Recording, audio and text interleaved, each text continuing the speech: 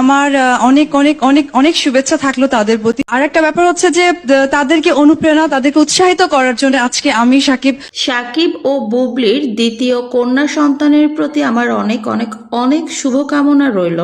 আমি দোয়া করি বাচ্চাটা যেন বাবা মায়ের মাঝখানে থেকে বড় হতে পারে।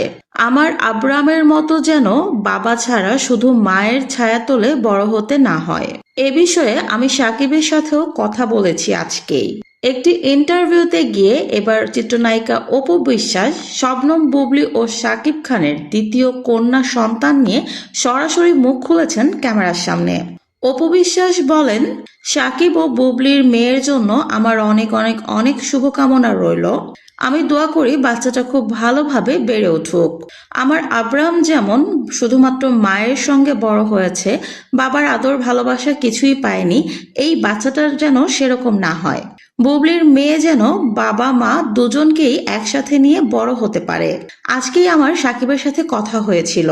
আমি সাকিবকে বলেছি, অতীতে যা করেছো তো করে ফেলেছো, এবার এই বাচ্চাটাকে সুন্দরভাবে নিজে পাশে থেকে বড় করো। একটা সন্তানকে বড় হতে দেখার মাঝেও অনেক আনন্দ থাকে। মানুষ হিসেবে তুমি হয়তো অনেক সফল হয়ে গিয়েছো, কিন্তু বাবা হিসেবে সফল হতে গেলে এই কাজটা তোমাকে করতেই হবে। সন্তানের শৈশব দেখার মতো আনন্দ আর কিছুতে নেই। যেহেতু বুবলির সাথে দ্বিতীয়বার বাচ্চা নিয়েছো, এই বাচ্চাটাকে পরিপূর্ণ বাবার আদর ভালোবাসা স্নেহ দিয়ে বড় করে তোলো। বাচ্চাটার যেন কখনোই মনে না হয় সে তার বাবার ভালোবাসা বা আদর পাচ্ছে না। অপু বিশ্বাস আরো বলেন, আমার আসলে কারো প্রতি কোনো রাগ ক্ষোভ কিছুই নেই। আমার ভাগ্যে যা ছিল তা হয়েছে।